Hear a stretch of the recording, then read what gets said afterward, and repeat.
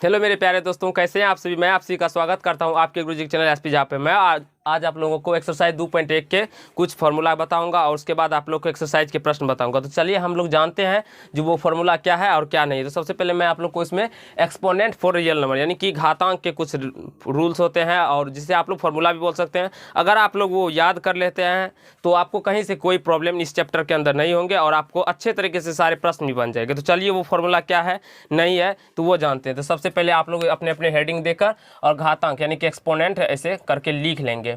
और इसका रूल होता है, घातांक का आप नियम बोलिए या रूल जो बोलिए, तो इसका फॉर्मूला होता है क्या, देखिए। अगर हमारा कोई भी ऐसे मतलब a पर पावर m और इस a पर पावर n के रूप का हो तो इसमें क्या होता है, तो अगर हमारा आधार, देखिए सबसे पहले हम यहाँ पे एक चीज़ समझने जा रहे हैं क्या। अगर हम समझते हैं 5 पे पावर 2 हो तो इसमें 2 हमारा क्या होता है, तो पावर होता है। 2 हमारा क्या होता है, पावर होता है। और 5 हमारा क्या होता है, तो बेस होता है। 5 हमारा क्या होता है, बेस होता है। और इसी को हम लोग हिंदी में आधार बोलते हैं और इंग्लिश में क्या बोलते हैं, इसे हम लोग पावर यानी कि घात बोलते हैं।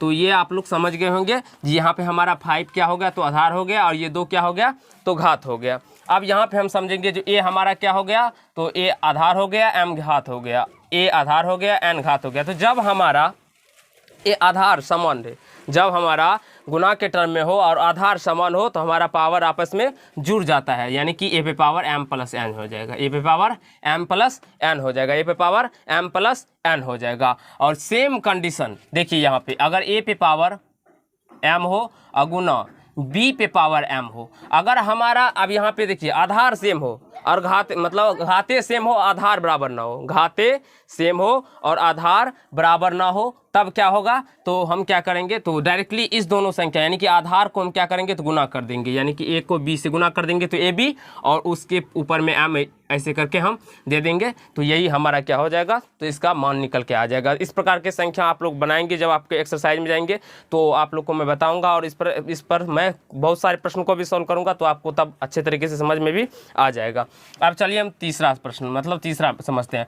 अगर हमारा आधार सेम रहे और भाग के टर्म में हो, जैसे कि इस प्रकार से a पे पावर m भागा a पे पावर n, या इसको हम लोग इस प्रकार भी लिख सकते हैं जैसे कि a पे पावर m हो भागा a पे पावर n हो, तो इस प्रकार भी लिख सकते हैं और इस प्रकार भी लिख सकते हैं। तो जैसा आपको अच्छा लगे आप लोग उस प्रकार से लिखेंगे। तो सबसे पहले यहाँ पे क्या हो जाएगा, तो आधार अगर समान रहे और घात अगर अलग अलग हो तो क्या होता है, तो आधार मतलब जो आधार रहता है वो मेरा लिखा जाता है और हमारा घाते घट जाता है, यानी कि भाग के टर्म में घट जाता है और गुना के टर्म में क्या आता है, वो जुड़ जाता है। घात मतलब भाग के टर्म में घट जाता है, गुना के टर्म में जुट जाता है। तो ये चीज़ आप लोग अच्छे तरीके से सीख लिए होंगे और आप लोग को समझ में भी आ गया होगा। तो चलिए हम आप तीसरा जानते हैं यानी कि चौथा जानते हैं। तो चौथा क्या है, इसी प्रकार से है चौथा भी। जैसे कि अगर मान लीजिए हमारा a पे पावर माइनस m हो, यानी कि a पे, चलिए माइनस में जान लेते हैं, a पे पावर अगर माइनस में हो कोई संख्या, a पे पावर माइनस m हो, तो इसको हम कैसे लिखेंगे।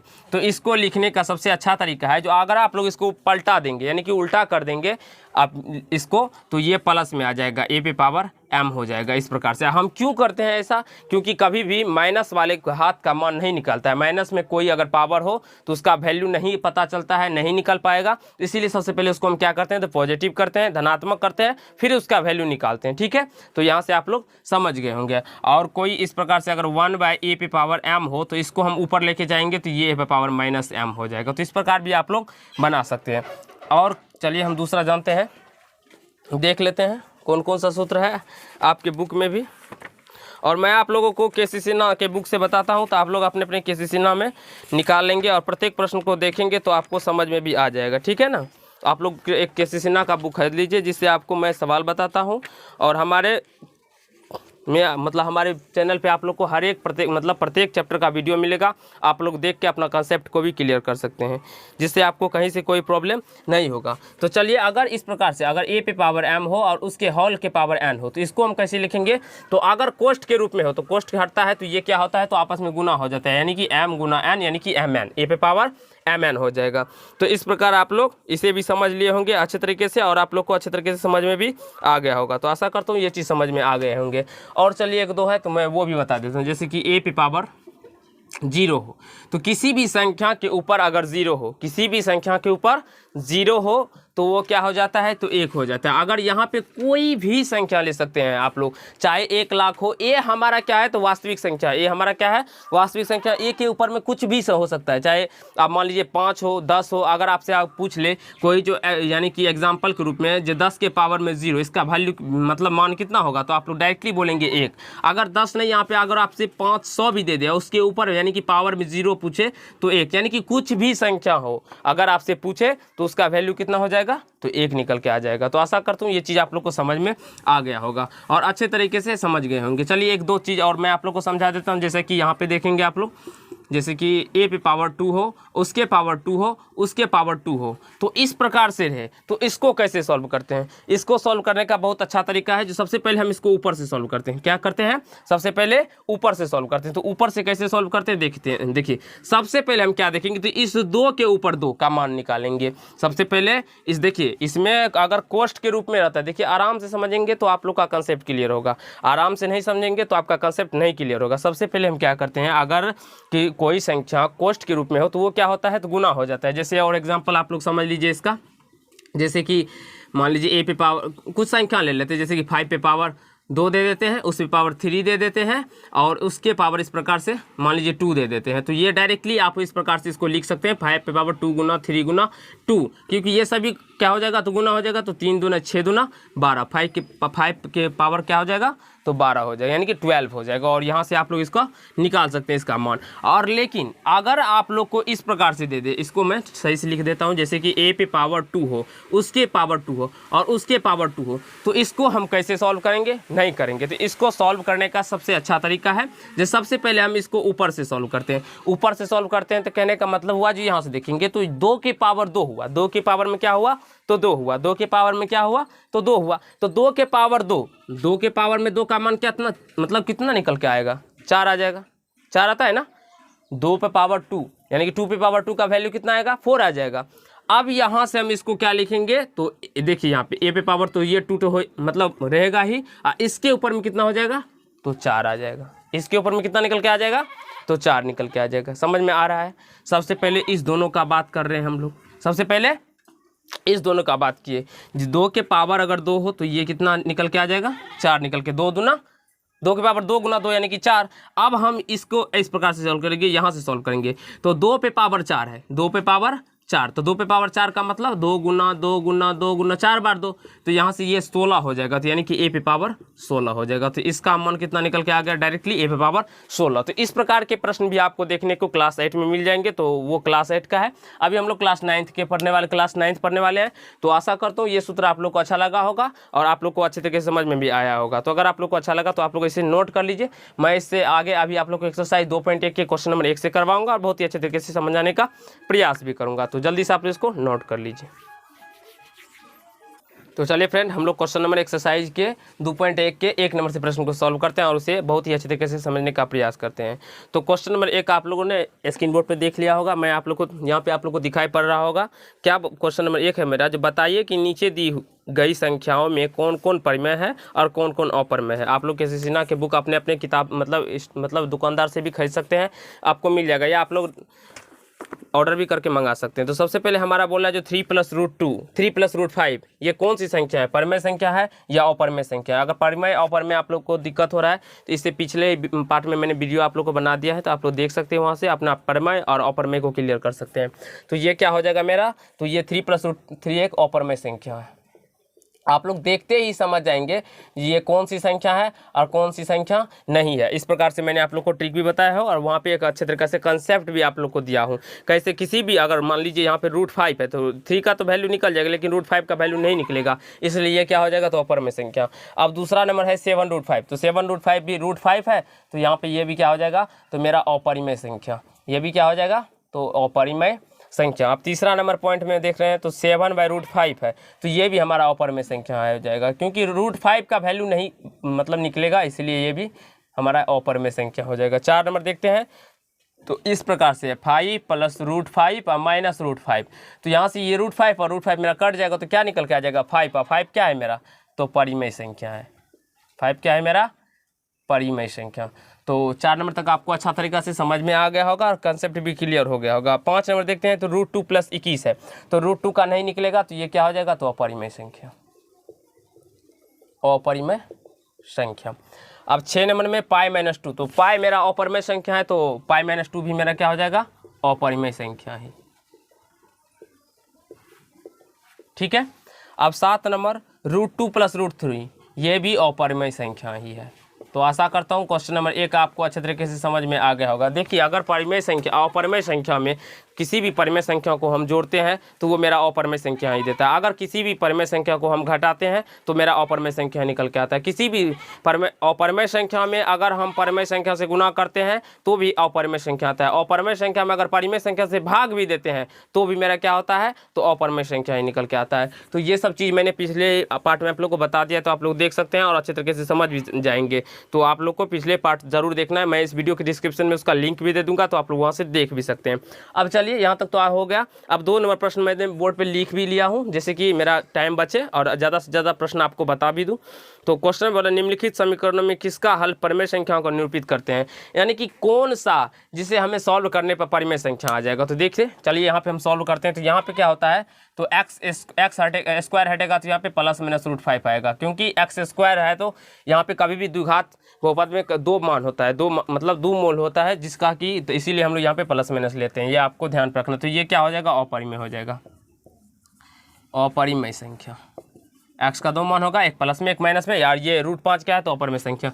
अब यहाँ से भी आप निकालेंगे तो x बराबर +-√16/9, और यहाँ से x बराबर क्या हो जाएगा, तो +-16 का वर्गमूल 4 और 9 का 3 हो जाएगा। तो यहाँ से ये क्या हो जाएगा, तो मेरा परिमेय संख्या को निरूपित करते हैं। ये क्या होगा, तो परिमेय संख्या, क्योंकि इसका वैल्यू निकल के आ गया और ये p/q के फॉर्म में भी है, तो यहाँ से ये क्या होगा, तो हमारा परिमेय संख्या निरूपित करता है। अब यहाँ से इस दोनों को जब आप लोग गुना कीजिएगा तो डायरेक्टली भी कर सकते हैं और नहीं भी कर सकते हैं। तो चलिए हम डायरेक्टली कर सकते हैं। तो यहाँ पे डायरेक्टली आप इसको बनाने के लिए ऐसे बनाइए, x + √2 बराबर 0 कर दीजिए और यहाँ से x - √3 बराबर 0 कर दीजिए।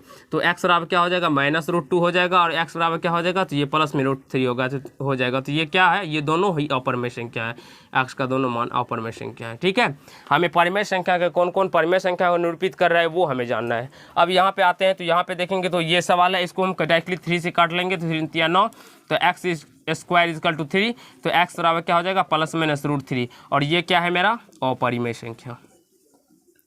रूट के अंदर जिसका वर्गमूल नहीं निकलता है, चाहे वो प्लस में हो या माइनस में हो, वो मेरा अपरिमेय संख्या होता है। ये आपको अच्छे तरीके से मैंने पिछले ही पार्ट में बता दिया हूँ। अगर आप लोग पिछले पार्ट नहीं देखे तो आप लोग को समझने में थोड़ा सा, यानी कि थोड़ा बहुत प्रॉब्लम होता होगा, तो आप लोग पिछले पार्ट को देखिए, जिससे आप लोग का कंसेप्ट क्लियर हो जाएगा, और कंसेप्ट क्लियर होने के बाद आप लोग को कहीं से कोई प्रॉब्लम नहीं होगा मैथ के अंदर, ये मैं आप लोग को विश्वास दिलाता हूँ। अब यहाँ से क्या करेंगे, इसको कैसे सॉल्व करेंगे, तो इसको भी √3 है, इससे लेके आ जाएंगे, तो x बराबर क्या हो जाएगा, तो 3/4 गुना √3। तो यहाँ से x बराबर, यहाँ से इसको ये दोनों यानी कि √3/4 हो जाएगा। कैसे हो जाएगा, तो इस 3 को हम क्या लिख सकते हैं, तो 3 को हम लिख सकते हैं √3 गुना √3। यहाँ से ये √3 कट जाएगा, तो √3/4, और ये क्या है, तो अपरिमेय संख्या। अब 3 को हम कैसे √3 लिख सकते हैं, तो देखिए 3 बराबर √3 गुना √3 कैसे लिख सकते हैं, क्यों कैसे, जब हम √3 और √3 को गुना करेंगे तो ये 3 ही निकल के आता है, इसलिए इसको हम इस प्रकार से लिख सकते हैं। अब यहाँ पे x² बराबर 25/49 है, तो इसको कैसे सॉल्व करेंगे, तो x = +-√25/49। यहाँ से क्या हो जाएगा, x = और 25 का स्क्वायर की तो वर्गमूल क्या, स्क्वायर रूट कितना होता है, 5 होता है, और 49 का √7 होता है। तो ये क्या हो जाएगा, तो परिमेय संख्या होगा, क्योंकि ये एक परिमेय संख्या है और ये p/q के फॉर्म में भी है। ठीक है, और यहाँ से देखेंगे तो डायरेक्टली आप स्क्वायर को सेट कर दीजिए, तो x + 1 बराबर डायरेक्ट +-√6 हो जाएगा, और यहाँ से x बराबर +-√6 और -1, क्योंकि प्लस में 1 है, इस साइड आएगा तो -1 हो जाएगा, और ये क्या है, तो अपरिमेय संख्या। आप स्क्वायर तोड़कर भी बनाएंगे तो इतना ही वैल्यू आपका निकल के आएगा, मान निकल के आएगा। और किसी भी अपरिमेय संख्या में अगर हम परिमेय संख्या को जोड़ते हैं या घटाते हैं या गुणा करते हैं या भाग करते हैं तो मेरा अपरिमेय संख्या ही निकल के आता है। तो आशा करता हूँ क्वेश्चन नंबर 2 भी आपको बहुत अच्छे तरीके से क्लियर हो गया होगा। चलिए 8 नंबर प्रश्न मैं यहाँ पे आप लोग को सॉल्व करके दिखा देता हूँ और बता देता हूँ।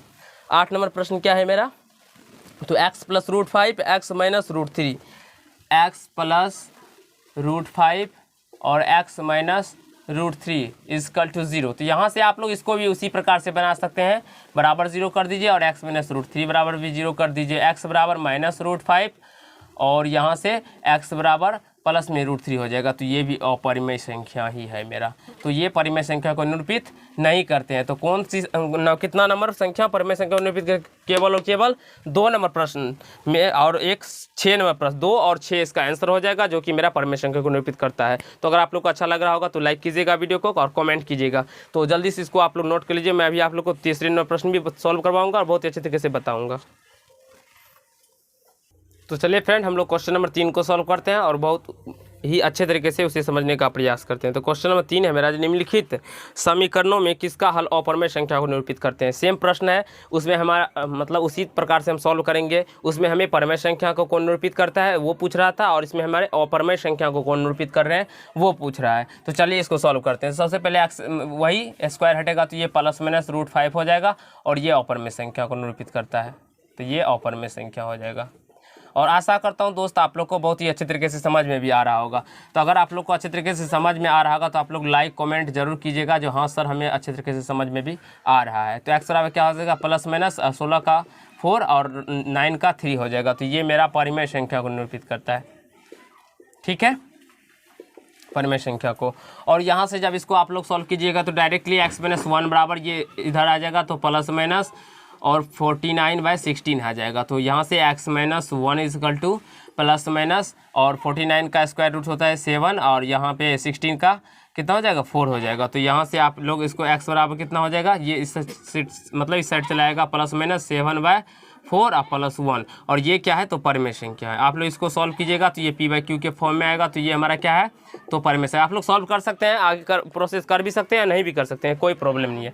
अब यहाँ से इसको देखेंगे तो इसको देखेंगे तो ये x + 1 बराबर 0 होगा और यहाँ से x - 1 बराबर भी 0 होगा। तो x बराबर -1 और x बराबर +1 दोनों निकल के आ गया। तो यहाँ से ये क्या हो जाएगा मेरा, तो ये परिमेय संख्या है। और हमसे पूछ रहा है जो कौन कौन अपरिमेय संख्या को निरूपित कर रहा है। तो जो भी संख्या अपरिमेय संख्या को निरूपित कर रहा है वो मतलब प्रश्न में वो प्रश्न आपका आंसर में हो जाएगा। तो यहाँ से x बराबर क्या हो जाएगा प्लस माइनस √19/29 और ये मेरा अपरिमेय संख्या को निरूपित कर रहा है। कैसे, क्योंकि इसका वैल्यू कभी भी निकल के नहीं आता है, 19 का वर्गमूल नहीं निकलेगा और ना ही 29 का वर्गमूल निकलेगा, ठीक है।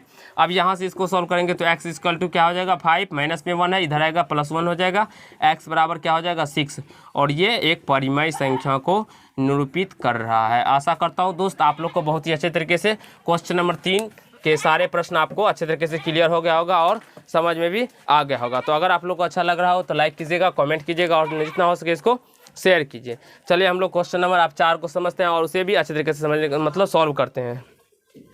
तो यहाँ पे देखेंगे क्वेश्चन नंबर 4। तो क्वेश्चन नंबर 4 मेरा है जो प्रत्येक के लिए 2 अपरिमेय संख्या का उदाहरण दे, मतलब अपरिमेय संख्या का उदाहरण देने के लिए बोल रहा है जिससे उनका योगफल परिमेय संख्या है। देखिए सबसे पहले हम यहाँ पर इसको आप लोग को बता देते हैं, ठीक है।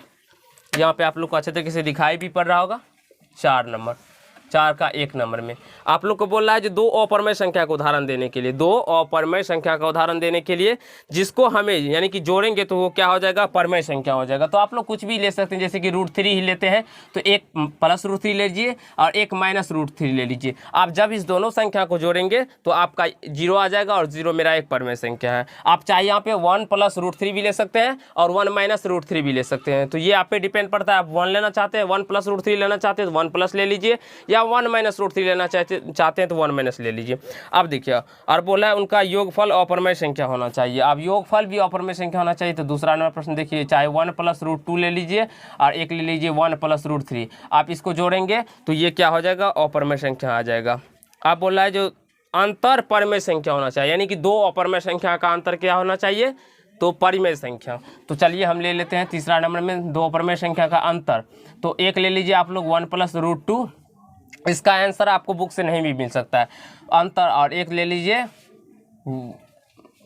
अंतर यानी कि √2 आप +2 ले लीजिए, एक ले लीजिए 1 + √2 और दूसरा ले लीजिए √2 + 2, इसका अंतर कीजिएगा आप लोग तो परिमेय संख्या आ जाएगा, क्योंकि ये √2 कट जाएगा और यहाँ से ये -1 बच जाएगा। तो 4 नंबर में देखते हैं क्या प्रश्न में है, जो अंतर अपरिमेय संख्या है। तो अंतर अपरिमेय संख्या है तो चलिए यहाँ से 1 + √2 ले लीजिए और यहाँ पे √3 आप +1 ले लीजिए, चाहे जो आपको इच्छा हो वो ले लीजिए। इसका अंतर अपरमेय संख्या हो जाएगा।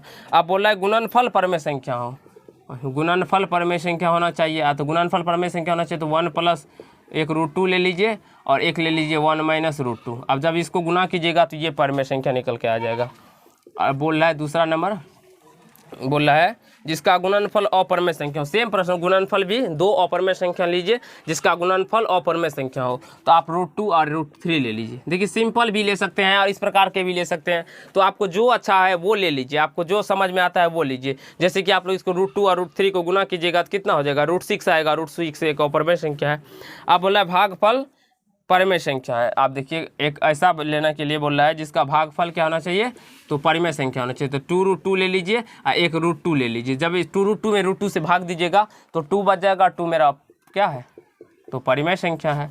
अब 8 नंबर बोल रहा है भागफल अपरमेय संख्या होना चाहिए। तो एक 2√2 ले लीजिए और एक ले लीजिए, मान लीजिए √3 ही ले लीजिए। आप भाग दीजिएगा तो नहीं कटेगा, तो ये भी अपरमेय संख्या हो जाएगा। तो आशा करता हूँ आप लोग को बहुत अच्छे तरीके से समझ में भी आ गया होगा। अब 5 नंबर प्रश्न आप लोग पढ़िए, जो एक परमेय एवं एक अपरमेय संख्या का उदाहरण दी जिसका गुणनफल परमेय संख्या हो। अब वो देखिए 5 नंबर प्रश्न बोल रहा है जो एक परिमेय संख्या, देखिए यहाँ पे लिख लेते हैं सबसे पहले क्या आप सब मांग रहे हैं। एक परिमेय संख्या और एक अपरिमेय संख्या, एक अपरमेय संख्या का हमें उदाहरण देने के लिए बोल रहा है जिसका क्या होना चाहिए, गुणनफल परिमेय होना चाहिए। तो आप इसमें कोई भी नहीं, परिमेय से एक परिमेय 0 ले लीजिए और अपरमेय में कुछ भी ले सकते हैं, √2 ले लीजिए, √3 ले लीजिए, कुछ भी ले लीजिए। हाँ, लेकिन परिमेय आपको 0 ही लेना पड़ेगा, परिमेय संख्या आपको 0 ही लेना पड़ेगा, तभी आपका आंसर निकल के आएगा। तो आशा करते हो क्वेश्चन नंबर 5 तक आपको बहुत ही अच्छे तरीके से समझ में आ गया होगा, आप लोग को अच्छा लगा होगा। अगर अच्छा लगा तो लाइक कीजिएगा, कमेंट कीजिएगा, और कैसा लगा मेरे वीडियो को शेयर कीजिएगा अपने दोस्तों तक भी। तो चलिए आज के पार्ट में हम लोग क्वेश्चन नंबर 5 तक ही करेंगे, इससे नेक्स्ट पार्ट में क्वेश्चन नंबर 5 से आगे को सॉल्व करेंगे और उसे ही बहुत अच्छे तरीके से समझने का प्रयास करेंगे। तो धन्यवाद दोस्त, इस पार्ट में हम लोग इतना ही करेंगे।